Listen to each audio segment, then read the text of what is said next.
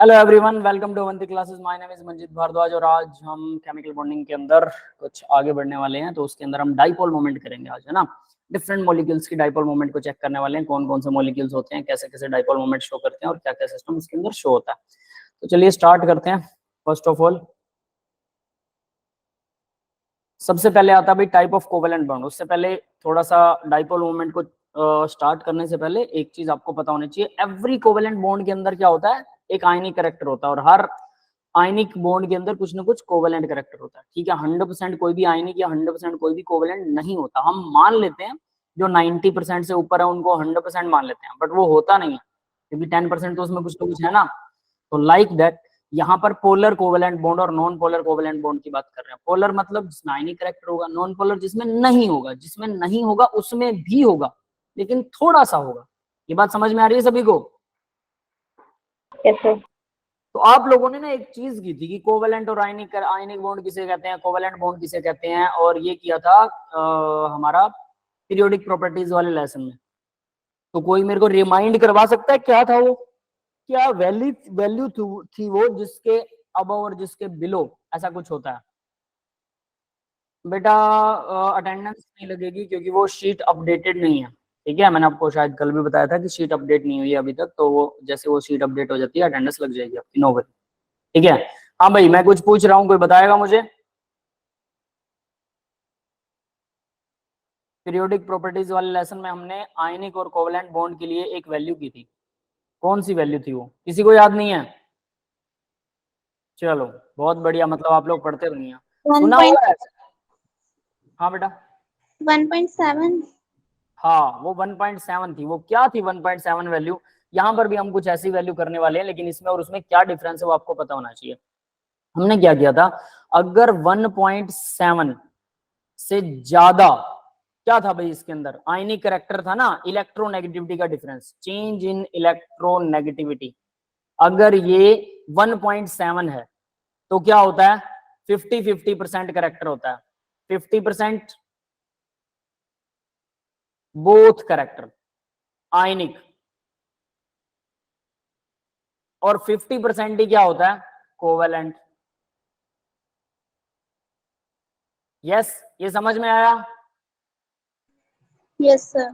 और अगर ये चेंज डेल्टा इलेक्ट्रोनेगेटिविटी वाला ग्रेटर देन 1.7 होता है, 1.7 से ज्यादा होगा तो क्या होता है, ये आयनिक होगा, वो प्योरली आयनिक। समझ में आया? उस बॉन्ड को हम आयनिक मानेंगे। और अगर यही चेंज डेल्टा इलेक्ट्रोनेगेटिविटी का चेंज लेस देन 1.7 है, कम है 1.7 से, तो क्या होता है वो, कोवेलेंट।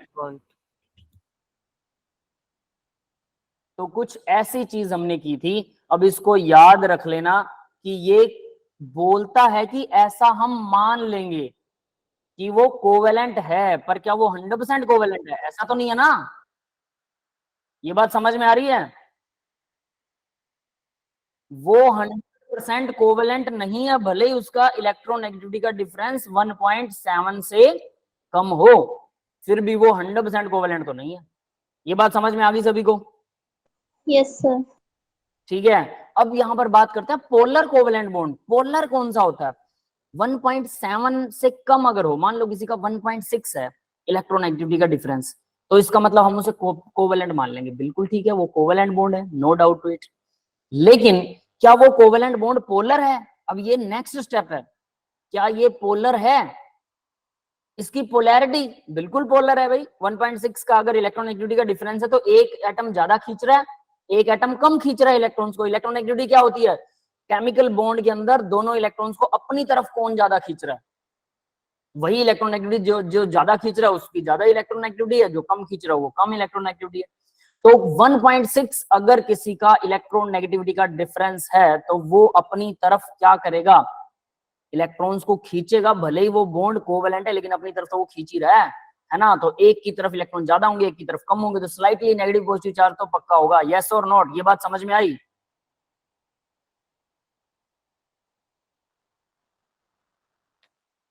Yes, sir. बाकी किसी को समझ में नहीं आई? सब सो रहे हैं क्या? आज बोर हो रहे हो क्या सभी? सर एक बार और बता दें। सर एक बार रिपीट कर दीजिए। रिपीट करूं? देखो क्या होता है, मैं क्या कह रहा हूं।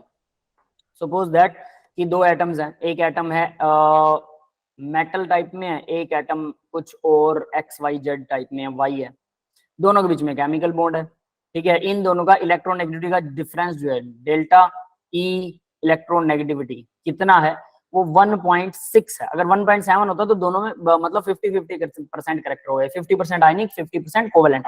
1.6 अगर उससे कम है इलेक्ट्रोनेगेटिव डिफरेंस तो ये हमने मान लिया कि ये कोवेलेंट बॉन्ड है, कोवेलेंट बॉन्ड, ठीक है, मान लिया।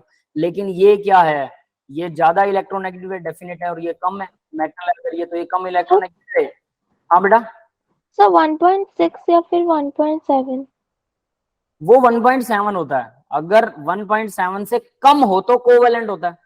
तो मैंने मान लिया, फॉर एग्जांपल है ये 1.6 है, वो 1.7 से कम है, इसका मतलब ये बॉन्ड कोवेलेंट है। Yes sir. ठीक है, वो ऐसे माना है 1.7 ही होता है वो तो, कि अगर उससे कम या ज्यादा हो तो वो कोवेलेंट या आयनिक होता है, और 1.7 हो तो दोनों 50-50 होते हैं। तो यहां मैंने मान लिया कि 1.6 है, इसका मतलब वो कोवेलेंट बॉन्ड है। तो कोवेलेंट बॉन्ड में इसकी इलेक्ट्रोनेगेटिविटी डेफिनेटली ज्यादा है, एम की कम है, तभी तो वो 1.7 आ रहा है। दोनों का कुछ तो डिफरेंस आ ही रहा है, तो इस पे स्लाइटली नेगेटिव और इस पे स्लाइटली पॉजिटिव होगा। यस और नोट? Yes sir. तो क्या ये बॉन्ड पोलर नहीं है? पोलर वही तो होता है जिसपे नेगेटिव पॉजिटिव चार्ज होता है ना यस पोलर? सर है। तो हम पोलर, ये स्लाइटली नेगेटिव कितना स्लाइटली हो, कितना थोड़ा हो, थोड़ा सा हो, कितना थोड़ा सा, कि इसको हम कंसीडर करें, और उससे कम होने पर हम उसे कंसीडर ना करें, वो है 0.4। अगर इलेक्ट्रोनेगेटिविटी का डिफरेंस, इन दोनों की इलेक्ट्रोनेगेटिविटी का डिफरेंस एम और वाई का अगर वो 0.4 है, तो हम मान लेंगे कि ये स्लाइटली नेगेटिव इतना कम है, 0.4 है तब कम तो होगा ही होगा, डेफिनेटली डिफरेंस तो होगा इलेक्ट्रोनेगेटिविटी के बीच में, डिफरेंस है तो भी स्लाइटली नेगेटिव तो पक्का होगा। लेकिन वो इतना कम है स्लाइटली नेगेटिव की वैल्यू कि हम मान लेते हैं कि वो स्लाइटली नेगेटिव है ही नहीं, लगभग जीरो है। समझ में आ गया? Yes sir. ये बात सबको समझ में आई ना? तो यहाँ पर ऐसा ही कुछ हो रहा है कि हम जो बोल रहे हैं, ये पहले 1.7 वाला डाटा कुछ और था और ये वाला डाटा कुछ और है। तो ये 0.4 से अगर इलेक्ट्रोनेगेटिविटी का डिफरेंस 0.4 से ज्यादा होता है तो कोवेलेंट बॉन्ड जो है वो पोलर माना जाता है, वो पोलर होगा। ये बात समझ में आ गई? पोलर कोवेलेंट बॉन्ड अगर 0.4 से इलेक्ट्रोनेगेटिविटी का डिफरेंस ज्यादा है तो। अब ये जो 1.7 है ये तो परसेंट आयनिक मतलब परसेंट आयनिक और कोवेलेंट कैरेक्टर बताता है कि कोवेलेंट कौन सा है और आयनिक कौन सा है। तो 1.7 से अगर कोई कम है इलेक्ट्रोनेगेटिविटी का डिफरेंस तो वो कोवेलेंट है। लेकिन कोवेलेंट में भी अगर 0.4 से भी कम है, सॉरी 0.4 से ज्यादा है, तो वो पोलर कहलाता है। 0.4 से भी कम है या 0.4 के इक्वल है तो वो नॉन पोलर होगा, मतलब उस पर स्लाइटली नेगेटिव पॉजिटिव चार्ज भी नहीं होगा। ये बात समझ में आ गई सभी को? पहला पॉइंट दोनों, यस सर। ठीक है। तो इसका एग्जांपल देखो, जैसे इन्होंने एग्जांपल दे रखा है HF का दे रखा है। HF हाइड्रोजन और फ्लोरीन पे, फ्लोरीन पे स्लाइटली नेगेटिव और हाइड्रोजन पे स्लाइटली पॉजिटिव होगा, क्योंकि इन दोनों की इलेक्ट्रोनेगेटिविटी का डिफरेंस कितना है भाई? हाइड्रोजन की 1.2 है, फ्लोरीन की 4 है। 4 में से 1.2 को माइनस कर देंगे, कितना आएगा? 0.8, और यहाँ 2.8, ठीक है। तो यानी yes sir. Delta E N की वैल्यू, इलेक्ट्रोनेगेटिविटी का डिफरेंस 2.8 है, जो कि 0.4 से तो काफी ज्यादा है। इसका मतलब ये पोलर कोवेलेंट बॉन्ड है, पोलर कोवेलेंट बॉन्ड। लेकिन हम इस केस में दें तो डेल्टा ई तो 1.7 से ज्यादा हो रहा है भाई। Yes sir. 1.7 से ज्यादा वाले को तो क्या मानते हैं हम? उसको आयनिक मानते हैं। ये डेफिनेटली आयनिक बॉन्ड है, लेकिन क्योंकि हाइड्रोजन और फ्लोरीन, हाइड्रोजन जो है वो मेटल में नहीं आता है, तो और इनका इलेक्ट्रोनेगेटिविटी का डिफरेंस भले 1.7 से ज्यादा आ रहा है अगर माना जाए, तो ये एक्चुअल में तो आयनिक बॉन्ड है। बट इस आयनिक बॉन्ड में 100% आयनिक नहीं है ये, इसमें भी कोवेलेंट कैरेक्टर है, तो इसको हम इसलिए डायरेक्टली कोवेलेंट बोलेंगे। मतलब हमने क्या किया, कोई भी हो 100% आयनिक हो उसको भी कोवेलेंट मान लिया, ठीक है, और 100% कोवेलेंट है उसको भी कोवेलेंट मान लिया। अब 100% आयनिक वाले में कोवेलेंट कैरेक्टर किसमें ज्यादा होगा? तो HF के अंदर तो भाई स्लाइटली नेगेटिव स्लाइटली पॉजिटिव है, तो ये कोवेलेंट कैरेक्टर कम होगा, आयनिक कैरेक्टर ज्यादा होगा, इसीलिए ये आयनिक है। और आयनिक का मतलब हमने तो सभी को एक बार मान लिया कि सब कोवेलेंट है और उसके बेस पर डिफरेंशिएट कर रहे हैं। HF क्या होगा फिर? HF पोलर कोवेलेंट बॉन्ड होगा। इसको कोवेलेंट बॉन्ड ही मान रहे हैं सबको एक बार, आयनिक किसी को मान ही नहीं रहे। पोलर कोवेलेंट बॉन्ड होगा HF, क्योंकि 0.4 से ये ज्यादा है। HClB, HBrB, HIB ये सब के सब पोलर कोवेलेंट बॉन्ड होंगे। ये समझ में आया सर? yes, हाँ बेटा। सर मैंने सर नेटवर्क इशू की वजह से सर अब ज्वाइन करा सर, मेरा चल नहीं रहा सर, मैंने पहले भी 2-3 बार ज्वाइन करने की कोशिश करी सर, आपने क्या करवाया सर? अभी तक फ्रंट पेज पहला पेज चल रहा है कि पोलर कोवेलेंट बॉन्ड, अगर आप सभी केमिकल बॉन्ड्स को पोलर मान लेते हैं, सॉरी कोवेलेंट मान लेते हैं, सभी को कोवेलेंट मान ले, तो ये कह रहा है कि कोवेलेंट के अंदर पोलर कौन सा होगा? तो जिसका इलेक्ट्रोनेगेटिविटी का डिफरेंस जो है वो 0.4 से ज्यादा है दोनों एटम्स का, वो पोलर कोवेलेंट है, जैसे HF, HCl, HBr, HI। हालांकि जब हम पहले वाला अपना डाटा देखते हैं जो हमने पीरियोडिक प्रॉपर्टीज वाले लेसन में किया था, उसमें 1.7 से ज्यादा वाले जो हैं डिफरेंस वो आयनिक माने जाते हैं, कम वाले जो हैं वो कोवेलेंट माने जाते हैं। यहाँ डिफरेंस का चक्कर खत्म कर दिया, हम सीधा कोवेलेंट बॉन्ड उठा रहे हैं, सबको कोवेलेंट मान रहे हैं और फिर देख रहे हैं कि इलेक्ट्रोनेगेटिविटी का डिफरेंस जिसमें 0.4 से ज्यादा है वो पोलर है, उसमें स्लाइटली नेगेटिव पॉजिटिव चार्ज जो आएगा, जैसा कि HF के बीच में आएगा, फ्लोरीन स्लाइटली नेगेटिव और हाइड्रोजन स्लाइटली पॉजिटिव होगा, क्योंकि फ्लोरीन ज्यादा इलेक्ट्रोनेगेटिव है। ज्यादा इलेक्ट्रोनेगेटिव इसका मतलब ये जो दोनों इलेक्ट्रॉन शेयर कर रखे हैं वो फ्लोरीन की तरफ ज्यादा है, इसलिए इस पे स्लाइटली नेगेटिव, इस पे स्लाइटली पॉजिटिव होगा। ठीक है, तो अगर ये डिफरेंस 0.4 से ज्यादा है तो हम उसको पोलर कोवेलेंट बॉन्ड मानते हैं, मतलब उनपे नेगेटिव पॉजिटिव चार्ज होगा। नॉन पोलर कोवेलेंट बॉन्ड कौन से होते हैं? अगर ये डिफरेंस 0.4 या उससे कम है तो वो नॉन पोलर होगा। जैसे एग्जांपल है हाइड्रोजन के बीच में, हाइड्रोजन हाइड्रोजन का एटम, तो इनके बीच में इलेक्ट्रोनेगेटिविटी का डिफरेंस लगभग 0 है।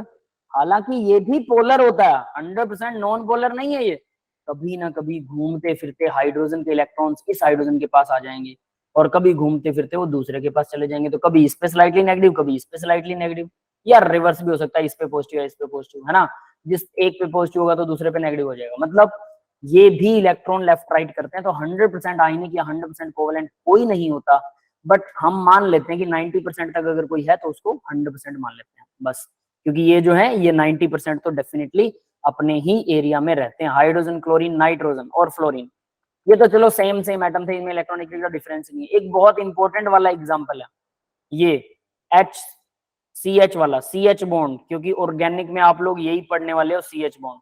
ये क्या कहता है? कार्बन और हाइड्रोजन के बीच में इलेक्ट्रोनेगेटिविटी का डिफरेंस देखो, 2.5 कार्बन, 1.2 हाइड्रोजन, कितना होता है इलेक्ट्रोनेगेटिविटी का डिफरेंस? 1.3। 3 and 1 1.3। ठीक है, इनका इलेक्ट्रोनेगेटिविटी का डिफरेंस 1.3 है, जो कि 0.4 से, अब इन्होंने तो बोला कि इलेक्ट्रोनेगेटिविटी का डिफरेंस 0.4 से कम होना चाहिए, है ना, लेकिन यहां तो काफी सारा आ रहा है। फिर भी इनका ये जो डिफरेंस है ये इतना कम होता है, CH का बॉन्ड का इलेक्ट्रोनेगेटिविटी डिफरेंस इतना कम माना जाता है कि हम इसको क्या बोलते हैं? प्योरली कोवेलेंट मानते हैं, प्योरली कोवेलेंट। अब ये जो डाटा है ना कि इसको कोवेलेंट मान रहे हैं जबकि इसका डिफरेंस 1.3 है, ठीक है, तो हमने यहां पर किया था कि जिसका इलेक्ट्रोनेगेटिविटी का डिफरेंस 1.7 से कम होगा, ठीक है, तो ये वाला कम होगा तो वो कोवेलेंट होगा, तो हम इसको कोवेलेंट मान रहे हैं, नो डाउट। बट हमने बोला कि 0.4 से अगर ज्यादा, मतलब या 0.4 हो या 0.4 से भी कम हो तो वो कोवेलेंट होता है, बट ये वाला रूल यहाँ पर वायलेट हो जाता है, ये रूल फॉलो नहीं होता।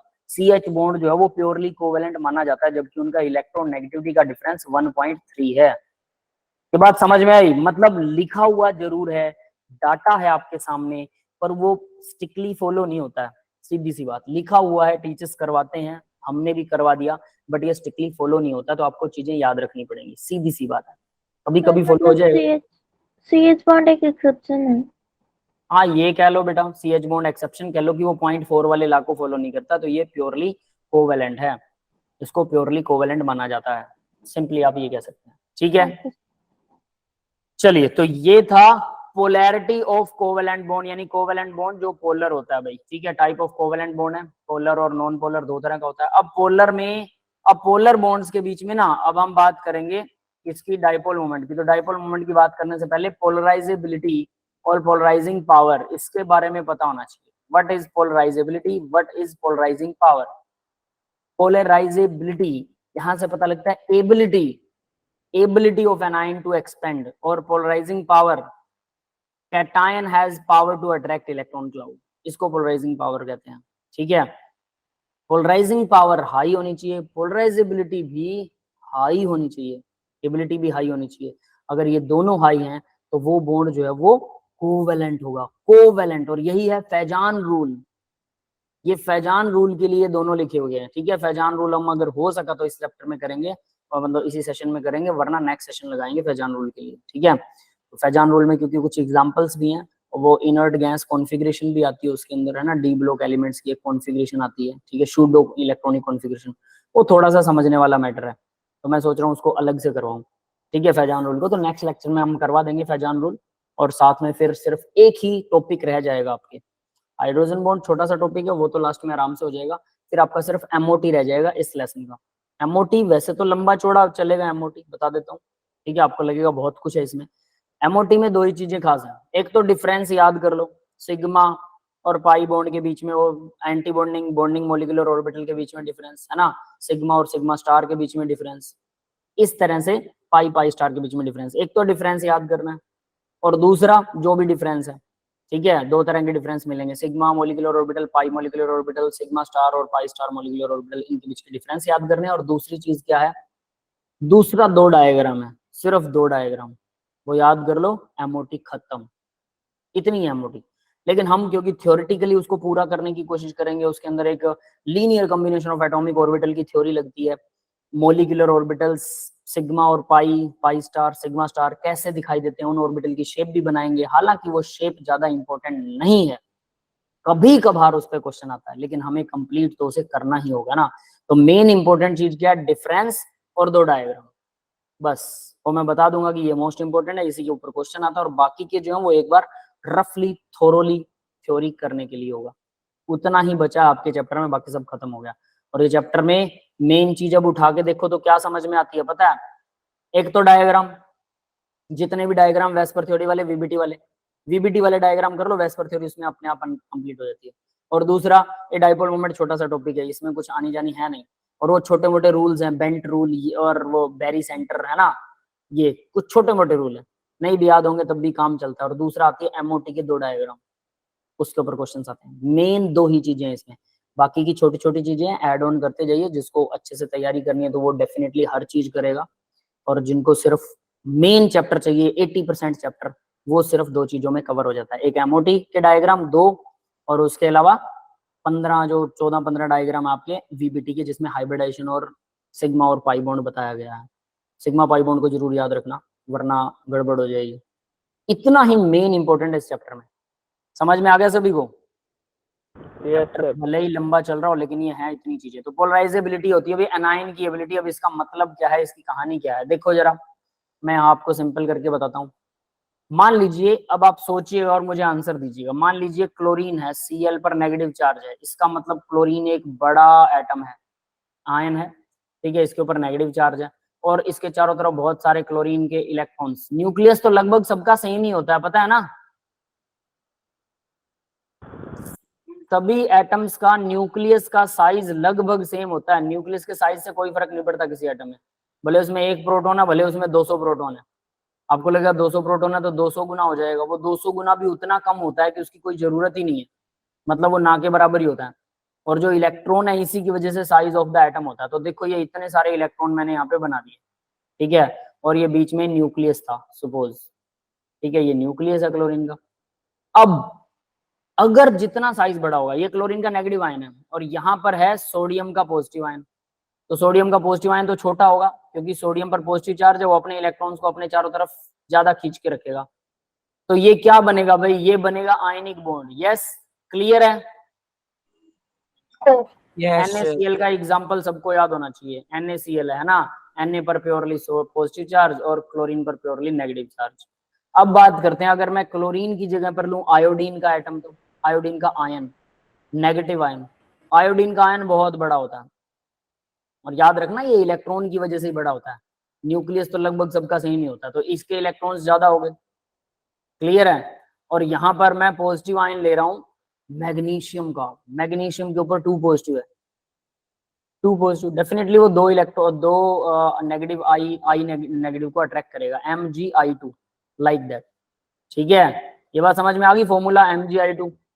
Yes sir. आयोडीन की वैलेंसी 1 है, मैग्नीशियम की वैलेंसी 2 है, तो दो जुड़ जाएंगे। बट यहाँ ध्यान देने वाली बात, मैग्नीशियम पर 2 पॉजिटिव है तो मैग्नीशियम स्ट्रॉन्गली इलेक्ट्रॉन चाहता है, भले ही मेटल है लेकिन 2 पॉजिटिव चार्ज उस पे रिटेन नहीं रहता, तो स्ट्रॉन्गली इलेक्ट्रॉन को अट्रैक्ट करेगा। किसके इलेक्ट्रॉन को? आयोडीन के इलेक्ट्रॉन को अट्रैक्ट करेगा, और जिसकी वजह से आयोडीन बहुत बड़ा है साइज में।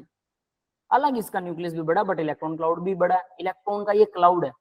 क्लाउड का मतलब जैसे मक्खियां भिन भिनाती हैं, ठीक है, मधुमक्खी देखी है, कुछ इस तरह से मक्खियां भिन भिना रही है, या मच्छर भिन भिना रहे हैं।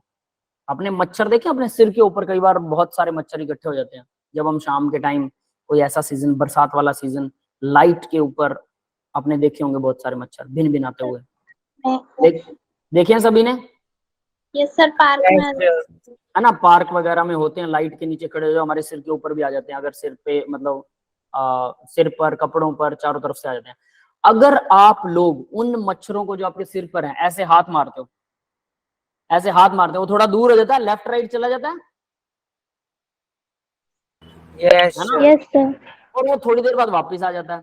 तो यहाँ पर ये इलेक्ट्रॉन भिन भिना रहे हैं मच्छरों की तरह आयोडीन के चारों तरफ। याद रख लेना, चारों तरफ इलेक्ट्रॉन्स जो है वो वाइब्रेशन कर रहे हैं, घूम रहे हैं, आयोडीन के चारों तरफ घूम रहे हैं मक्खी की तरह।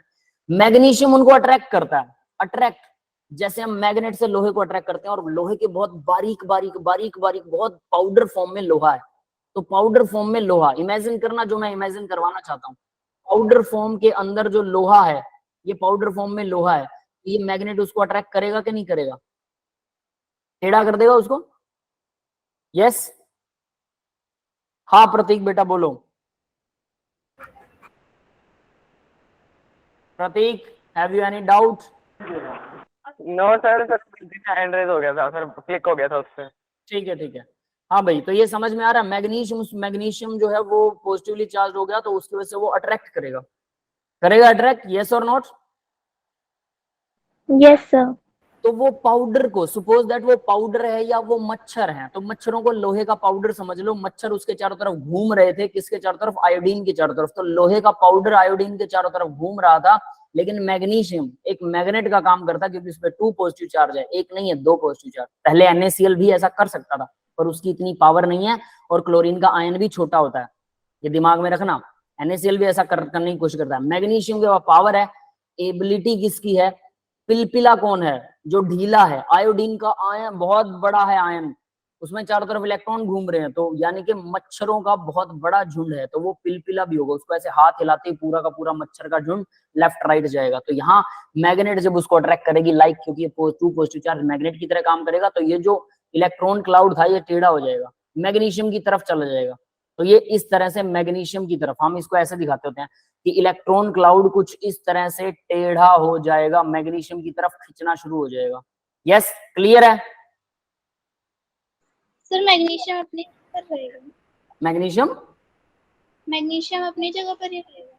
हाँ, वो अपनी जगह पर ही रहेगा, वो जितना पास आ सकता उतना आ गया बेटा, उससे ज्यादा पास क्या आएगा? ये दोनों पास बैठे हैं, ऐसा नहीं है कि कोई खूंटे से बंधे हुए नहीं है, ये दोनों एक दूसरे का चिपके हुए हैं, समझ गए?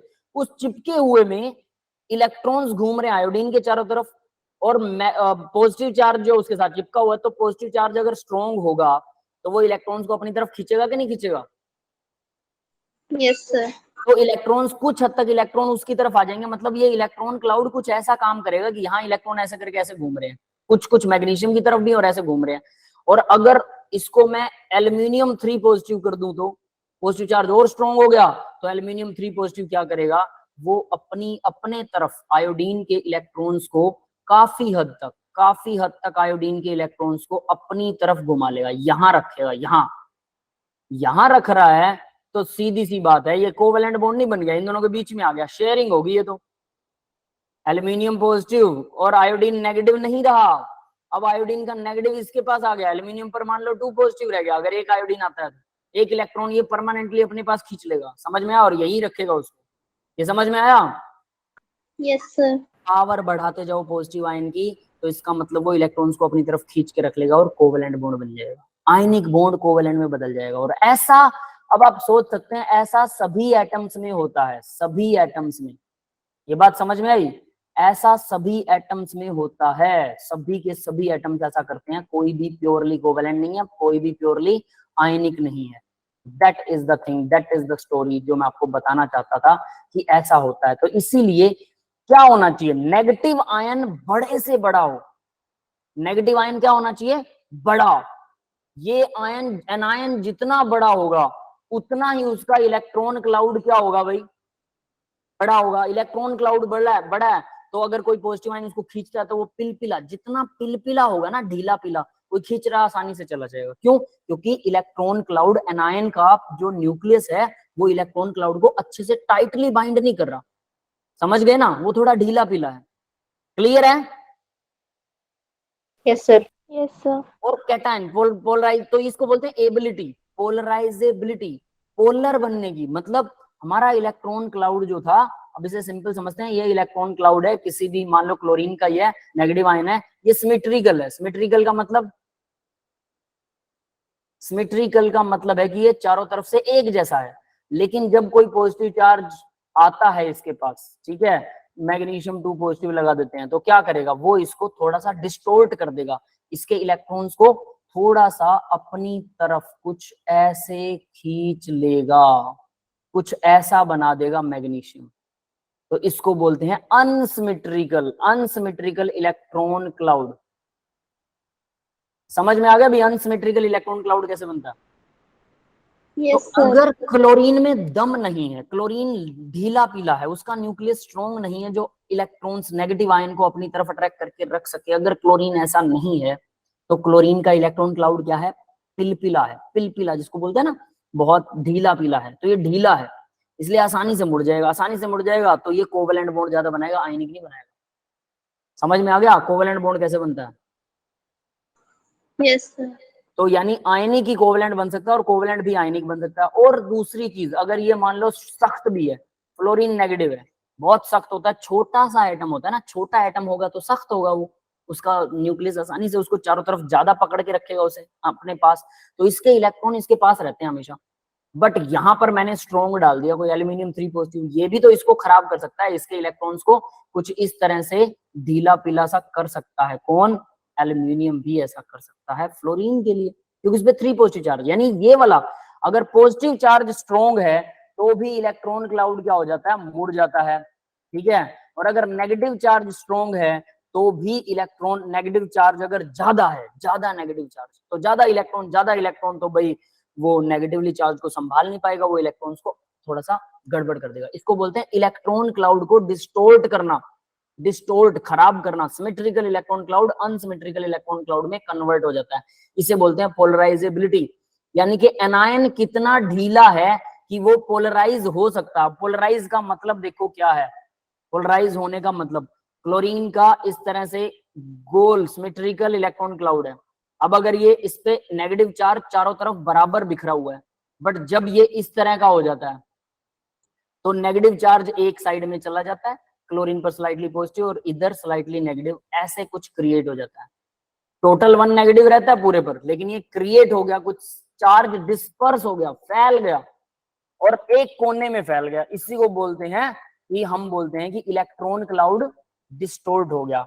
Ability of electron cloud to expand, फैल जाना, फैलना बराबर साइडों में नहीं, अनसिमेट्रिकली एक्सपेंड होना, उसको पोलराइजेबिलिटी बोलते हैं। समझ में आ गया? तो कौन हो सकता है अभी पोलराइजेबल?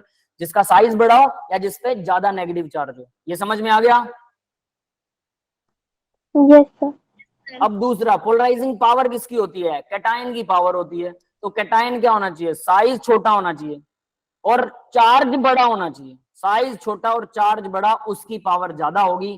तो अगर किसी आयन का साइज क्या है, छोटा है कैटायन का, और चार्ज बड़ा है, और एनायन का साइज बड़ा है और चार्ज भी बड़ा है, एनायन का भी चार्ज बड़ा होना चाहिए, 2 नेगेटिव 3 नेगेटिव, तो इलेक्ट्रॉन ज्यादा होंगे और साइज बड़ा होना चाहिए, उसका छोटा उसका बड़ा होना चाहिए दूसरे का साइज। अगर ऐसा है तो क्या होगा? कोवेलेंट बॉन्ड बनेगा, पक्के तौर पर कोवेलेंट। यानी अब आप किसी आयन और एनायन को, कैटायन और एनायन को देखकर थोड़ा सा अंदाजा लगा सकते हैं कि ये कोवेलेंट होगा या आयनिक होगा, थोड़ा सा, ए लिटिल बिट। क्लियर है? Yes sir. Yes, इसी sir. को बोलते हैं फैजान रूल। ये फैजान रूल है। तो ये हम कल करेंगे डिटेल में, आज सिर्फ एक झलक है। क्लियर है बेटा सबको? सबको समझ में आ गया ये? Yes. आज ट्रेलर था तो पोलराइजेबिलिटी और पोलराइजिंग पावर आपको पता होना चाहिए। अब डाइपोल मोमेंट, इससे भी ये लिंक करता है, इसीलिए इसको यहां बताया गया। डाइपोल मोमेंट क्या होती है भाई? Mu equal Q into D होता है। म्यू डाइपोल मोमेंट के लिए रिप्रेजेंट करते हैं म्यू को, ठीक है, बोला जाता है म्यू, और क्यू इंटू डी। अब ये क्यू क्या है? क्यू है चार्ज, क्यू ये होता है चार्ज, और डी क्या है? डी है डिस्टेंस। क्लियर है बेटा? चार्ज और डिस्टेंस। अब चार्ज का ऐसा यूनिट होता है कूलम, ये सी कूलम के लिए, और डिस्टेंस का होता है मीटर, एम मीटर के लिए। सीएम सेंटीमीटर मत समझना। तो ऐसा यूनिट हो जाएगा इसका, ये क्यू इंटू डी है, तो ऐसा यूनिट क्या हो जाएगा इसका? चार्ज मीटर, कूलम मीटर है ना, कूलम मीटर।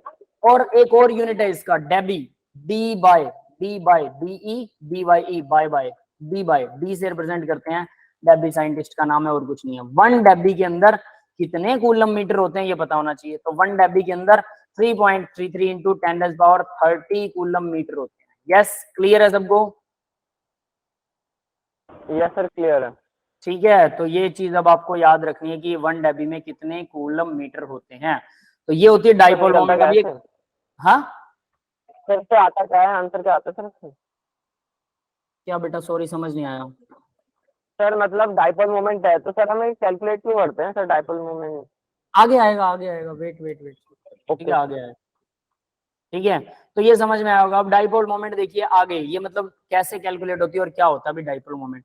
HCl का मॉलिक्यूल है, suppose that slightly negative slightly positive. क्या होगा HCl के मॉलिक्यूल के अंदर? ये जो स्लाइटली नेगेटिव चार्ज है ना, और ये स्लाइटली, जितना नेगेटिव उतना ही तो पॉजिटिव होगा ना, बराबर होगा, क्योंकि ये दोनों इलेक्ट्रॉन्स जो हैं वो क्लोरीन की तरफ ज्यादा हैं और हाइड्रोजन की तरफ कम है। तो हाइड्रोजन पे थोड़ा सा पॉजिटिव और इस पे थोड़ा सा नेगेटिव आ गया। तो ये जो नेगेटिव चार्ज या पॉजिटिव, मान लो उसकी वैल्यू जो है वो 0.1 कूलम है नेगेटिव वाले की, तो पॉजिटिव वाले की भी उतनी वैल्यू है, क्योंकि ओवरऑल मॉलिक्यूल क्या था? HCl न्यूट्रल है ना। अगर एक की वैल्यू ज्यादा आ गई दूसरे की कम आई तो वो न्यूट्रल नहीं रहेगा, मतलब कुछ ना कुछ चार्ज हो जाएगा मॉलिक्यूल पर। हमारे मॉलिक्यूल पर कोई चार्ज नहीं है, तो डेफिनेटली जितना नेगेटिव उतना ही पॉजिटिव होगा ना स्लाइटली में। यस, क्लियर है? ये बात सबको समझ में आई? Yes, sir. यस सर, आ गई। ठीक है, तो मान लो वो 0.1 कूलम है, और इनका इंटर न्यूक्लियर डिस्टेंस, इसका न्यूक्लियस और इसका न्यूक्लियस, इन दोनों का न्यूक्लियस के बीच का डिस्टेंस, इंटर न्यूक्लियर डिस्टेंस, वो मान लो मल्टीप्लाई कर दो उसको डी से, वो मान लो 0.3 मीटर है, दोनों को मल्टीप्लाई कर दिया 3 × 1.3 कूलम मीटर, इसका डाइपोल मोमेंट आ गया। यस, क्लियर है? डाइपोल मोमेंट ये समझ में आया? Yes, sir. इस तरह से क्या बेटा? एक बार और देखो HCl का मॉलिक्यूल है, HCl के मॉलिक्यूल में क्लोरीन पर स्लाइटली नेगेटिव, हाइड्रोजन पर स्लाइटली पॉजिटिव चार्ज होगा। क्यों? क्लोरीन ज्यादा इलेक्ट्रोनेगेटिव है।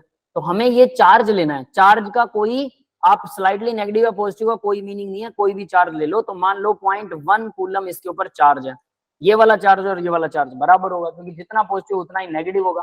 तो 0.1, और इन दोनों के न्यूक्लियस के बीच का डिस्टेंस से मल्टीप्लाई करने से 0.1 कूलम मल्टीप्लाई में मान लो वो डिस्टेंस 0.3 मीटर है, तो ये आपके पास म्यू की वैल्यू आ जाएगी 0.3 coulomb metre. That's it. Yes, समझ में आया? ये है डाइपोल मोमेंट। यस सर, आ गया। ठीक है, yes sir.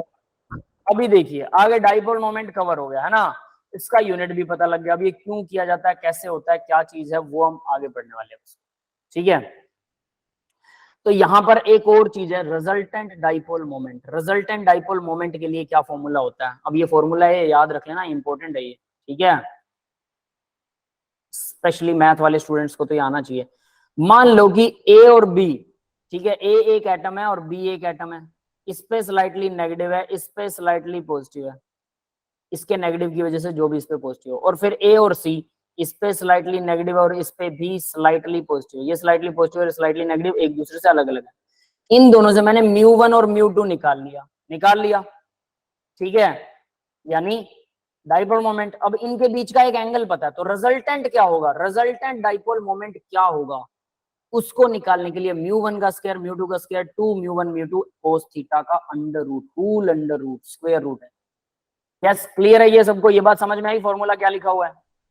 Sir mu Yes, one sir, ये तो सर म्यू वन और म्यू टू वेक्टर्स हैं। हाँ, ये वेक्टर होता है बेटा, वो भी बताता हूँ, वही बताता हूँ, वो बताता हूँ, ठीक है? ये इतना समझ में आया फिलहाल? यस सर आ गया। Yes sir. ठीक है, ये फॉर्मूला है। अब इसके ऊपर जरा चर्चा करते हैं कि आखिर डाइपोल मोमेंट निकाला कैसे जाता है। तो आप लोगों ने जितने भी स्ट्रक्चर किए हैं, सभी स्ट्रक्चर्स की बैंड बजाने वाले हम। ये देखिए जरा, BeCl2 लीनियर स्ट्रक्चर है, 180 का बॉन्ड एंगल है। Yes yes sir. Sir. Dipole moment इस पे स्लाइटली पॉजिटिव होगा, इस पे स्लाइटली नेगेटिव, इस पे फिर से स्लाइटली नेगेटिव, इस पे फिर से स्लाइटली पॉजिटिव, यानी 2 स्लाइटली पॉजिटिव कर देते हैं। ठीक है, क्लियर है? Yes sir. तो डाइपोल मोमेंट किस तरफ जाता है, इसको दिखाने का एक तरीका होता है, एरो की तरफ दिखाते हैं इसे। नेगेटिव चार्ज की तरफ एरो, पॉजिटिव चार्ज की तरफ पीछे पॉजिटिव लगा दो, इसकी टेल को काट दो, पॉजिटिव का साइन बन जाएगा, नेगेटिव चार्ज की तरफ एरो। इधर से इधर भी नेगेटिव चार्ज की तरफ एरो और पॉजिटिव चार्ज की तरफ पॉजिटिव। ये है डाइपोल मोमेंट। अब बताओ रिजल्टेंट क्या होगा इसका?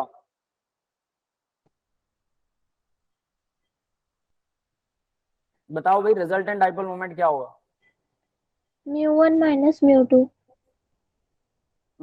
माइनस, वैसे माइनस, चलो sir minus because sir under root 180 mu square plus mu square minus 2 U1 U2 cos theta. हाँ ठीक है। अब कोस थीटा कितना है ये बताओ फिर। सर कॉस थीटा सर, -1 होगा। हाँ, -1 होगा, कॉस हाँ 180 sir minus. -1। -1। Yes sir. Cos theta 180 नहीं आएगा? सर थीटा की cos value theta 180। Yes, sir. 180 आएगा एंड इक्वल टू में -1 आएगा। ठीक है, जो भी इसकी है वैल्यू। है ना? तो ये कुछ ऐसे करके निकालोगे। ये तो हो गया थोड़ा सा कॉम्प्लिकेटेड तरीका कि अगर हमें मतलब मैथमेटिक्स यूज करना हो। अब आपको सिंपल ट्रिक बताता हूँ। सपोज दैट, इसको मेंशन करने की, ये हमारे पास एक बीच में वेट रखा हुआ है, वेट भारी चीज है, ठीक है? और ये मैंने क्लोरीन का एक लगा दिया ट्रैक्टर। ये क्लोरीन एक ट्रैक्टर है जो इसको खींच रहा है इस तरफ। दूसरी तरफ भी एक और ट्रैक्टर है और वो भी सेम पावर का है, तो वो भी क्लोरीन है, ठीक है? दोनों एक दूसरे के अपोजिट 180 के एंगल पर अट्रैक्ट कर रहे हैं, एक दूसरे को खींच रहे हैं, रस्सी बांध रखी है हमने। और बताइए बेरिलियम किस तरफ जाएगा? जिस तरफ बेरिलियम जाएगा उसी तरफ क्या होगा? डाइपोल मोमेंट होगा। किस तरफ जाएगा बताओ? कहीं नहीं जाएगा सर। कहीं नहीं जाएगा, क्योंकि दोनों तरफ से बराबर फोर्स पड़ रही है। इसका डाइपोल मोमेंट होगा 0।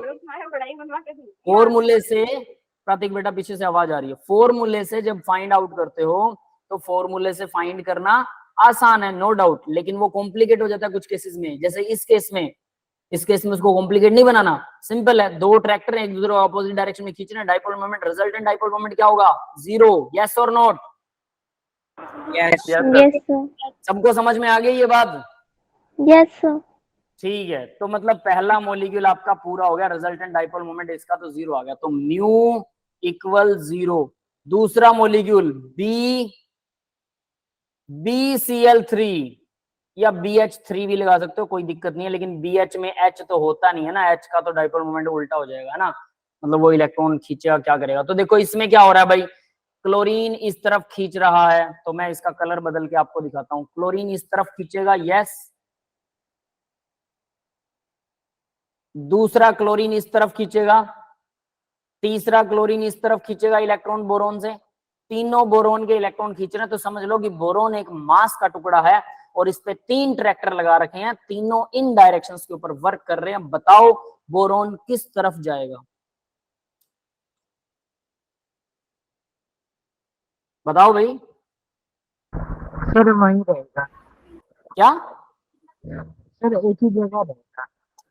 एक ही जगह? वो जगह नहीं बदलेगा। क्यों भाई? ये फैन के पंख की तरह है, तीनों का बॉन्ड एंगल सेम है, तो तीनों का रिजल्टेंट ट्रैक्टर्स का 0 हो जाएगा, वो कहीं नहीं जाने वाले। और ट्रैक्टर याद रखना सेम फोर्स वाले हैं ये, क्योंकि तीनों क्लोरीन है, बिल्कुल एग्जैक्टली हाइपोथेटिकली एकदम एग्जैक्टली सेम फोर्स है, समझ में आ, सेम पावर है। तो याद रखना, तो ये इसका रिजल्टेंट मोमेंट, इसका म्यू भी क्या आ गया? Mu equal 0। ये समझ में आ गया सबको? Yes, yes sir. सर आ गया। CH4 का मॉलिक्यूल। अब देखो जरा CH4, 4 हाइड्रोजन लगे हुए, CH की जगह तो H तो खैर इलेक्ट्रोनेगेटिव नहीं होता है ना, उसके साथ तो वो दूसरा वाला करेंगे, क्लोरीन लगाते हैं फिर, है ना? या फ्लोरीन लगा सकते हो, कोई दिक्कत वाली बात नहीं है। क्लोरीन। अब इसका डाइपोल मोमेंट देखो जरा क्या होगा भाई, इस तरफ से क्लोरीन ऐसे छीन रहा है, पीछे कार्बन पे पॉजिटिव बनेगा, इस तरफ से क्लोरीन छीन रहा है, पीछे कार्बन पे पॉजिटिव बनेगा, इस तरफ से क्लोरीन छीन रहा है, पीछे कार्बन पे पॉजिटिव बनेगा, इस तरफ से क्लोरीन, ऐसे दिखाते हैं डाइपोल मोमेंट को, याद रख लेना। ठीक है, क्लियर है ये बात? Yes sir sir. क्लियर है इसका रिजल्टेंट बताओ, इसका म्यू कितना होगा? सर, 0। 0 इसका भी 0 होगा, क्योंकि चारों डायरेक्शंस के अंदर एक दूसरे को अपोजिटली अट्रैक्ट कर रहे हैं अट्रैक्टर, और ये चारों के चारों कार्बन को कहीं नहीं लेके जाएंगे। बट इसको साइंटिफिकली कैसे करें, मैथमेटिकली? तो मैथमेटिकली करने का तरीका भी बताता हूँ। ऊपर वाला देखो BCl3 था ना, इसको क्या करते हैं, इन दोनों का रिजल्टेंट मोमेंट निकालते हैं। ठीक है, इन दोनों का रिजल्टेंट मोमेंट, ये इधर लेके जा रहा है, ये इधर लेके जा रहा है, तो ओवरऑल रिजल्टेंट मोमेंट इस तरफ निकलेगा, जो जैसे आप लोग वेक्टर निकालते हो, पता है ना? Yes sir. यस सर तो ये कुछ ऐसा निकलेगा। अब उसके बाद क्या करते हैं, इन दोनों का रिजल्टेंट मोमेंट निकालते हैं, इसका और इसका, तो इन दोनों का इधर निकलेगा और इनका इधर निकलेगा, ओवरऑल तीनों एक दूसरे को कैंसिल कर देंगे, इसीलिए म्यू की वैल्यू आएगी 0। सेम एज इट इज, पहले इन दोनों का निकालो, फिर इनका, फिर इनका, फिर इनका, और सबका आपस में एक दूसरे को कैंसिल कर देता है, इसलिए ओवरऑल आएगा 0। मैथमेटिकली थोड़ा सा मुश्किल होगा, लेकिन सीधा देखना बहुत आसान है। फिर भी कोई ऐसा कोई आता है जिसमें मैथमेटिकल की जरूरत पड़ेगी, तो आपके पास फॉर्मूला है, 2 का एक रिजल्टेंट निकालो, फिर नेक्स्ट 2 का निकालो, फिर नेक्स्ट 2 का निकालो, और फिर लास्ट में आंसर निकाल लो। क्लियर है? Yes sir. है ना? वैसे निकलेगा, बट ऐसा कोई क्वेश्चन नहीं आएगा, नो वरी अबाउट दिस। तो आगे बढ़ते हैं बेटा, तो ये तो हो गया। सर तो ये तो, हाँ बेटा, सर अगर हम इन्हें सेपरेटली अगर जैसे कैलकुलेट करेंगे तो फिर हमें μ1 और μ2 अलग से मतलब हमें निकालना पड़ेगा। अरे वो दिया होगा ना, ओके कार्बन सर। क्लोरीन का एक म्यू तो दे रखा होगा, और सबका म्यू बराबर होगा, पता है आपको, है ना? ये सारे एक जैसे। सर अगर म्यू निकालना होगा तो फिर चार्ज और डिस्टेंस दोनों गिवन हाँ, होगा। अगर म्यू निकालना हो तो चार्ज और डिस्टेंस वो आपको देगा, कुछ ना कुछ तो देगा बेटा, ऐसे थोड़ा है। Okay sir. या फिर आपको वो कह देगा ये लो इंस्ट्रूमेंट ले लो और निकालो एक्सपेरिमेंट करके, ठीक है? ओके कुछ सर। ना कुछ सर पक्का देगा। हाँ बेटा, सर ऐसे क्वेश्चन, सर इसके क्वेश्चन बहुत घुमा के तो नहीं आएंगे कि ये दे दिया फिर वो दे दिया, ऐसे कुछ घुमा के तो नहीं आएंगे सर? अरे नहीं नहीं, जैसे भी क्वेश्चन आएंगे आपको प्रैक्टिस के लिए किस लिए कहा जाता है, इतना सिंपल तो नहीं आने वाले हैं, घुमा के ही आएंगे वो। एडवांस लेवल में तो हमेशा घुमा के ही आएंगे। ये तो सबसे बेसिक करवा रहा हूँ, ABCD बता रहा हूँ, अभी इसी को मैं खुद कॉम्प्लिकेट करने वाला हूँ, डोंट वरी। ठीक है, तो अब Yes, आगे sir. देखते हैं। अभी तक तो हमने सबका 0 ही निकाला, तो 0 तो निकल रहा है, कोई दिक्कत ही नहीं है। किसी का 1 2 3 4 भी निकल सकता है क्या? बिल्कुल निकल सकता है 1 2 3 4। कैसे निकलेगा? तो किसी का डाइपोल मोमेंट, अब बताओ भाई, कोई ऐसा स्ट्रक्चर, ट्राइगोनल बाइपिरामिडल का भी 0 निकलेगा, ऑक्टाहेड्रल का भी 0 निकलेगा, है ना? Yes sir. तो फिर डाइपोल मोमेंट निकलेगा किसका? यहाँ तो सबका 0 निकल रहा है, तो कोई मॉलिक्यूल ऐसा बता सकते हो जिसका डाइपोल मोमेंट कुछ निकले? सर H2O H2O का डाइपोल मोमेंट, टेट्राहेड्रल। ठीक है? H2O देखिए, अब जरा हम H2O का डाइपोल मोमेंट निकालते हैं। वाटर, ऑक्सीजन है, हाइड्रोजन है, इधर भी हाइड्रोजन है, इलेक्ट्रोनेगेटिव कौन सा ज्यादा है? 2 लोन पेयर हैं, और याद रखना लोन पेयर का भी डाइपोल मोमेंट होता है, लोन पेयर की तरफ ही होता है वो तो, क्योंकि इलेक्ट्रॉन्स जिस तरफ होंगे उसी तरफ डाइपोल मोमेंट को शो किया जाता है। तो इसका डाइपोल मोमेंट देखो भी क्या होगा, ऑक्सीजन से, हाइड्रोजन से ऑक्सीजन छीन रहा है इलेक्ट्रॉन, ये भी छीन रहा है, ठीक है? दोनों इलेक्ट्रॉन छीन रहे हैं, समझ में आ गया? और जो लोन पेयर हैं उनका भी रिजल्टेंट कुछ इसी तरफ निकलने वाला है, तो कुल मिला के रिजल्टेंट डाइपोल मोमेंट ऊपर की तरफ होगा। ये है रिजल्टेंट डाइपोल मोमेंट, आर लिख ही देता हूं इसको, रिजल्टेंट, है ना? सर रिजल्टेंट ऊपर कैसे आया? बताता हूं बेटा, देखिए, रिजल्टेंट डाइपोल मोमेंट, ये रिजल्टेंट है, कैसे आया ऊपर? हाइड्रोजन, सबसे पहले हम सिर्फ 2 को लेते हैं। ऑक्सीजन है, बेंट स्ट्रक्चर होता है, हाइड्रोजन से क्या करेगा? इलेक्ट्रॉन छीनेगा, मोर इलेक्ट्रोनेगेटिव है, तो दोनों ने इलेक्ट्रॉन छीन लिया। अब इन दोनों का रिजल्टेंट क्या आएगा? रिजल्टेंट ऐसे आएगा, यस और नॉट? ये समझ में आ रहा है? यस सर इसका रिजल्टेंट तो ये आ गया। अब बात करते हैं लोन पेयर की। लोन पेयर क्या होते हैं? उल्टे वी की तरह लगे होते हैं, याद रखना, उल्टे वी, जैसे ये लगा हुआ है ऐसे हाइड्रोजन लगे हुए हैं, वो इस तरह से अपोजिट में लगेंगे, ऐसे। ये समझ में आ रहा है? ये ऐसे हैं, वो उल्टे वी होंगे लेकिन ऐसे होंगे। यस, ये ऐसे हैं, मेरी तरफ ध्यान दीजिए, मेरी फोटो की तरफ, तो वो उल्टे वी होंगे लेकिन ऐसे होंगे, सीधे ऐसे नहीं, बिल्कुल ऊपर नहीं होंगे, ऐसे होंगे। उन दोनों का रिजल्टेंट भी तो ऊपर की तरफ जाएगा, ओवरऑल रिजल्टेंट ऊपर गया। फोटो नहीं आ रही हाँ, सर, आपकी फोटो नहीं आ रही। मेरी फोटो ही नहीं आ रही, आपका नेटवर्क स्लो चल रहा है, कोई बात नहीं। मैंने आपको सर आप टेट्राहेड्रल स्ट्रक्चर बताया था ना, टेट्राहेड्रल स्ट्रक्चर CH4 का, बिल्कुल वैसा ही उल्टा भी होता है और सीधा भी होता है। तो दोनों लोन पेयर उल्टे भी हैं और दोनों हाइड्रोजन सीधे भी हैं। सीधे वी का रिजल्टेंट ऊपर की तरफ है क्योंकि हाइड्रोजन से इलेक्ट्रॉन छीन रहा है ऑक्सीजन, और उल्टा वी जो लोन पेयर का उनका रिजल्टेंट भी ऊपर की तरफ है क्योंकि लोन पेयर अपनी तरफ ही खींचते हैं इलेक्ट्रॉन्स को, उनके तो खुद के इलेक्ट्रॉन्स होते हैं लोन पेयर से। ठीक है, तो ओवरऑल रिजल्टेंट ऊपर की तरफ रहेगा वाटर में, तो इसका कुछ ना कुछ डाइपोल मोमेंट होगा, पक्का होगा। यस, क्लियर है ये बात सबको? Yes sir. अब Yes, बात sir. करते हैं कि ये हमने तिकड़मबाजी निकाली, इसका फायदा क्या है? फायदा देखिए जरा ध्यान से। हम ये बता सकते हैं ना कि अगर किसी मॉलिक्यूल का डाइपोल मोमेंट 0 आ रहा है, इसका मतलब वो मॉलिक्यूल सिमेट्रिकल है, वो चारों तरफ से एक जैसा है। और किसी का 0 नहीं आ रहा तो वो अनसिमेट्रिकल है। CH4 सिमेट्रिकल है, CCl4, ठीक है, और वाटर अनसिमेट्रिकल है, अमोनिया अनसिमेट्रिकल है। समझ में आ गया सभी को? Yes sir. तो यानी आप इससे स्ट्रक्चर डिफाइन कर सकते हैं, किससे? डाइपोल मोमेंट से स्ट्रक्चर को भी निकाला जा सकता है, इसलिए डाइपोल मोमेंट। हाँ बेटा। सर जिस स्ट्रक्चर में लोन पेयर होगा सर, वो डाइपोल मूवमेंट शो करेगा? नहीं, ये कोई जरूरी नहीं है, this is not the hard and fast rule, depend करेगा, हम रिजल्टेंट निकालेंगे तब जाके समझ में आएगा। ठीक है, तो वो आपको सर फाइंड आउट हम करना।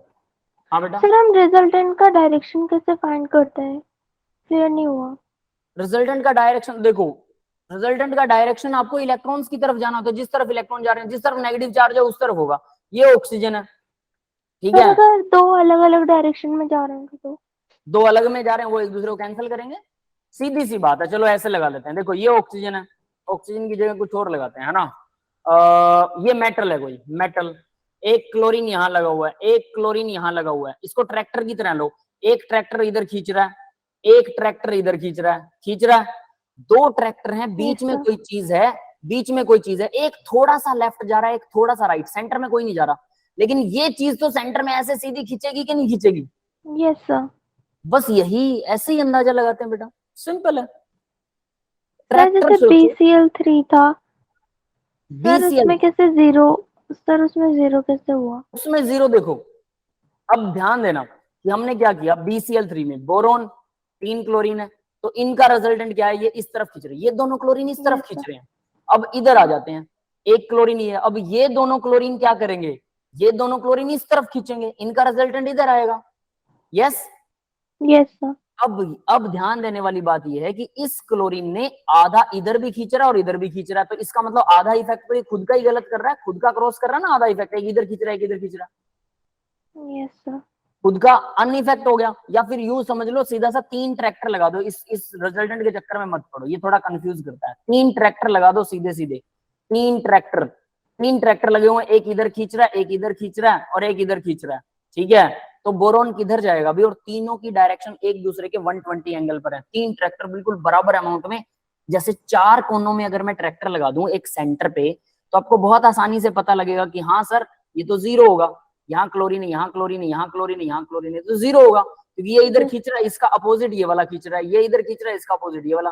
अब 3 में थोड़ा सा प्रॉब्लम आता है कि 3 में समझ में नहीं आता, तो 3 भी तो बराबर एंगल पर है, 120 के एंगल पर। सर अगर एंगल डिफरेंट होगा तो फिर मतलब फिर किसी न किसी डायरेक्शन में कोई ना कोई अट्रैक्ट करेगा, उसका भी एग्जांपल देता हूँ, ठीक है। अब देखो, तो ये समझ में आया BCl3 का? Yes sir, yes sir. अब देखो कोई दूसरा एग्जांपल ले लेते हैं, ठीक है, जैसे मान लो SO2 का example, sulphur double bond O और इस तरफ lone pair. Yes yes sir. अब देखो जरा, ऑक्सीजन इलेक्ट्रॉन सल्फर से ज्यादा इलेक्ट्रोनेगेटिव है, तो ऑक्सीजन तो डेफिनेटली इलेक्ट्रॉन्स को क्या करेगी, अपनी तरफ खींचेगी, तो ऑक्सीजन इलेक्ट्रॉन्स को अपनी तरफ खींच रही है, इधर से भी ऑक्सीजन अपनी तरफ खींच रही है, तो ओवरऑल ये 2 ट्रैक्टर लगे हुए हैं, तो सल्फर इस तरफ खींच रहा है ना, यस सर। और लोन पेयर भाई इस तरफ इलेक्ट्रॉन छीन रहा है, लोन पेयर का रिजल्टेंट इस तरफ है, एक दूसरे के अपोजिट है। अब 2 ऑक्सीजन की टोटल पावर जितनी है, और वो जिस फोर्स से नीचे की तरफ खींच रहे हैं इलेक्ट्रॉन्स को, और लोन पेयर की टोटल पावर जितनी है और वो जितना ऊपर खींच रहा है, उन दोनों को माइनस करने के बाद में रिजल्टेंट निकलेगा। तो माइनस के बाद किसका रिजल्टेंट ज्यादा होगा, ऑक्सीजन का या लोन पेयर का? Definitely oxygen will be attract. तो यानी कि रिजल्टेंट जो निकलेगा वो नीचे की तरफ निकलेगा। ये ज्यादा होगा, ये मुझे पता है, इसलिए मैं आपको डायरेक्टली बता रहा हूँ कि रिजल्टेंट इसका नीचे की तरफ आएगा। अगर नहीं पता तो सिर्फ एक्सपेरिमेंट से ही निकाला जा सकता है, उसका कोई इलाज नहीं है कि रिजल्टेंट किसका ज्यादा होगा। क्यों? क्योंकि सर। ऑक्सीजन और लोन पेयर का तो हमें पता नहीं कौन कितनी पावर लगा रहा है, दो अलग अलग ट्रैक्टर हो गए। तो अगर आपको नहीं पता है तो भाई डेफिनेटली हमें एक्सपेरिमेंटल पता लगाना होगा। और अगर आपको अंदाजा है कि हाँ लोन पेयर की बजाय यहाँ ऑक्सीजन डोमिनेट करेगा, तो ऑक्सीजन की तरफ रिजल्टेंट लगा दो, बात खत्म, टोटल इस तरफ आ गया। क्लियर है? Yes sir. ट्रैक्टर की तरह लगा के देखिए बेटा, ज्यादा अंदर मत घुसिए, इसको मैथमेटिकली करने की कोशिश मत कीजिए वरना गड़बड़ हो जाएगी, ठीक है? ट्रैक्टर की तरह बहुत आसानी से समझ में आएगा। मैंने कभी इस पे मैथमेटिक्स लगाया ही नहीं, कभी नहीं लगाया, जरूरत ही नहीं पड़ी, ठीक है? तो वही चीज मैं आपको बता रहा हूँ। अब आगे बढ़ते हैं। तो इस तरह से हम क्या निकालते हैं भाई, डाइपोल मोमेंट निकालते हैं, जो कि बड़े आसानी से फाइंड आउट हो जाती है, नो वरी अबाउट दिस, ठीक है? और ये म्यू 0 0 2 3 का हमने 0 भी निकाल लिया। आगे बढ़ते हैं बेटा अब इसी के अंदर। तो मैं इसको, हाँ बेटा, सर लोन पेयर तो इलेक्ट्रॉन को रिपेल करता है या फिर सर अपनी तरफ खींचता है? अरे लोन पेयर खुद तो इलेक्ट्रॉन है ना, उसके खुद के इलेक्ट्रॉन न्यूक्लियस की तरफ जाएंगे कि इधर जाएंगे? खुद इलेक्ट्रॉन। आप इसको रिवर्स ले रहे हो, मान लो कोई मेटल है, नॉन मेटल है, जो भी, इसके ऊपर लोन पेयर लगे हुए, ये दूसरे लोन पेयर को रिपेल करता है, खुद के साथ क्या करेगा? ये खुद मेटल की तरफ जाएगा या दूसरी तरफ रहना पसंद करेगा? सर दूसरी तरफ। ये दूसरी तरफ, जहां लोब इसका बड़ा होगा, मेटल की तरफ तो इसका लोब छोटा होता है ना, तो ये यहां रहना पसंद करेगा कि यहां रहना पसंद करेगा? मेटल या नॉन मेटल जो भी एटम है ये एलिमेंट की तरफ, तो ये यहां रहना पसंद करेगा ना ज्यादातर हिस्सा।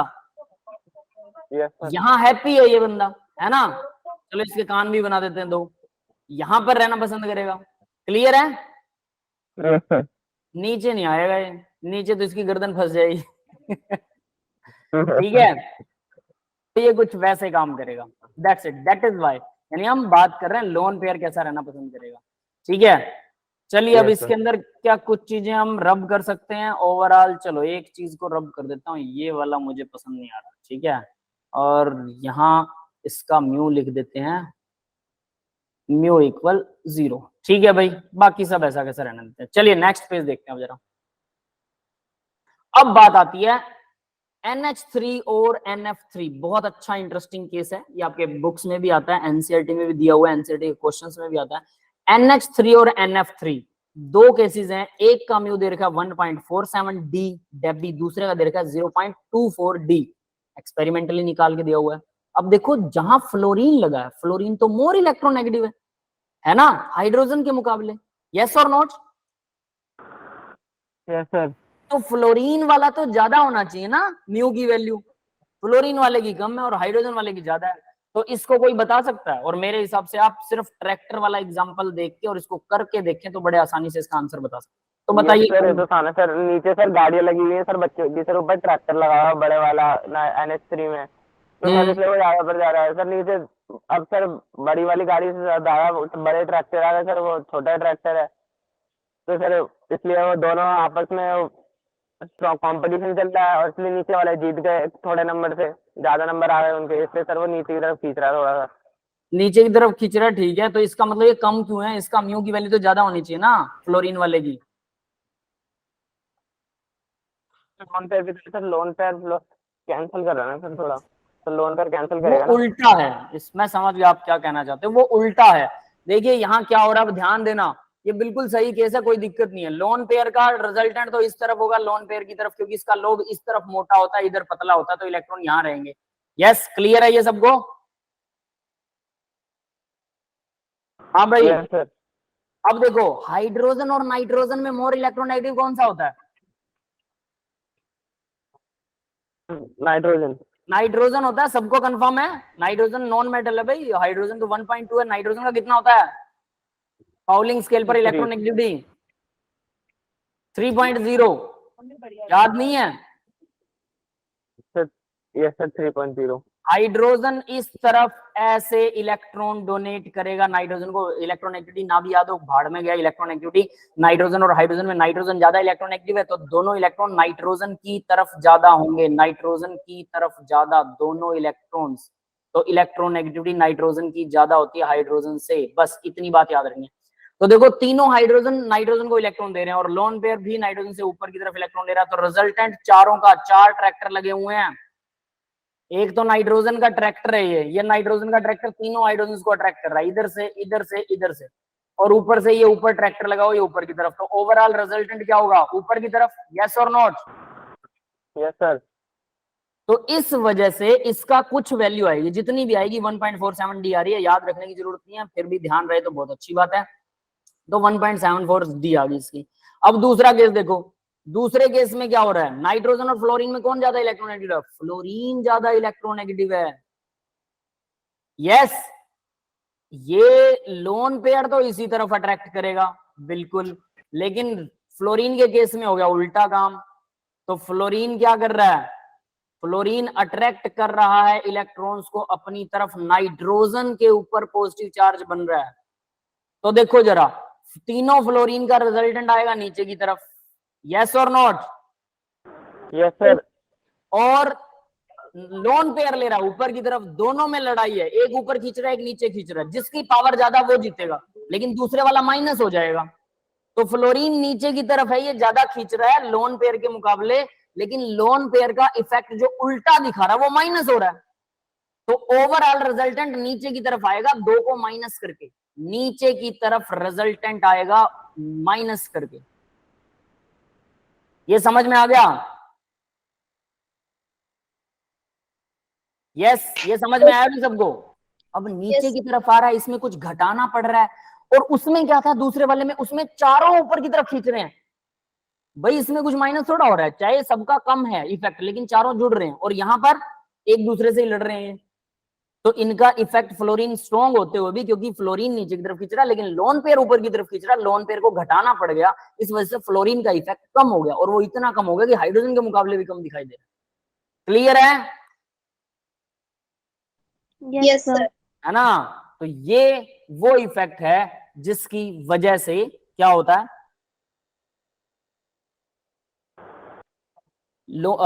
रिजल्टेंट मोमेंट जो है वो कम या ज्यादा हो जाता है। यस, ये समझ में आ गया भी सबको?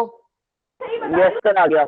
अब आगे देखिए, आयनिक परसेंट आयनिक करेक्टर को कैसे निकालते हैं, percent ionic character, how to find the percent ionic character. तो परसेंट आयनिक करेक्टर का एक बहुत आसान सा सिंपल सा फॉर्मूला है, जो ये आपकी स्क्रीन के सामने है।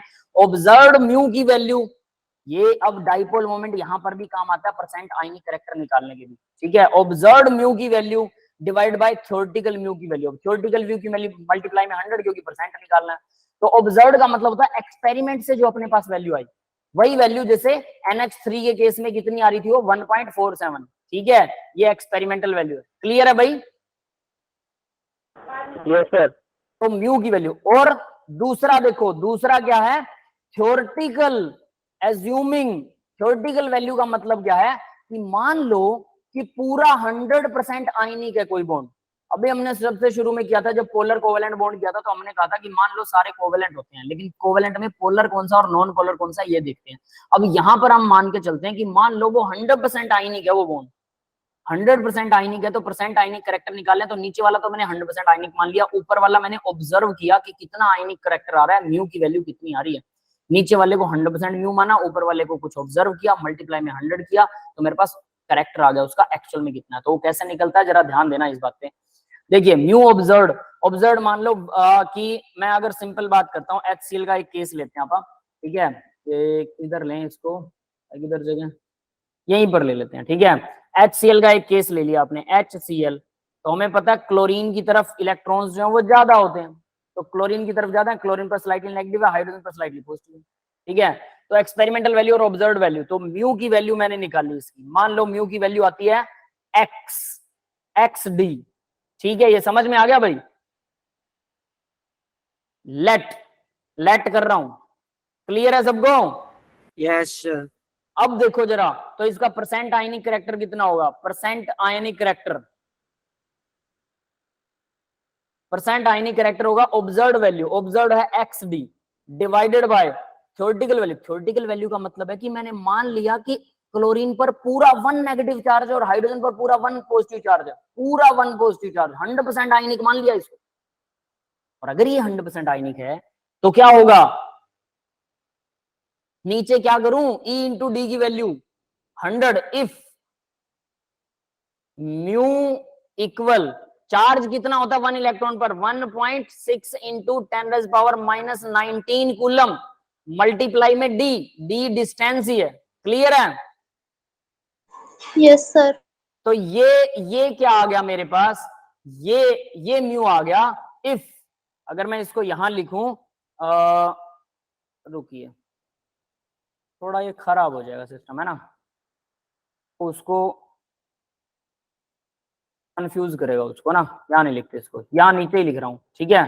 परसेंट आयनिक के अंदर तो मैं एक्सपेरिमेंटल वैल्यू लिख रहा हूं, एक्सपेरिमेंटल इक्वल 1.6 इंटू 10⁻⁻19 कूलम। भाई इतना कूलम चार्ज होता है, मल्टीप्लाई में डी, डिस्टेंस लिख देता हूं इसको, ठीक है। डिस्टेंस अगर ये 100%, इफ यहां पे नीचे लिख रहा हूं देख लेना, इफ बॉन्ड इज 100% आयनिक, 100% आयनिक का मतलब क्या होगा, मतलब के यहां क्लोरीन पर पूरा 1 नेगेटिव चार्ज है, 1 इलेक्ट्रॉन क्लोरीन ने गेन कर रखा है और हाइड्रोजन ने 1 इलेक्ट्रॉन छोड़ रखा है। ये समझ में आया बेटा? तो नीचे मैं ये भर देता हूं, तो नीचे क्या भरूंगा भाई, इलेक्ट्रॉन का चार्ज, 1 इलेक्ट्रॉन का चार्ज मल्टीप्लाई में डिस्टेंस। यस बेटा? सर इससे पहले जो आपने 100% आयनिक वाली बात बोली थी, एक बार दोबारा बता दीजिए। बताता हूं बेटा, ठीक है, लेट मी फिनिश दिस। और ये मल्टीप्लाई में आ जाएगा 100, दैट्स ऑल। तो ये आपका परसेंट आयनिक कैरेक्टर आ जाएगा।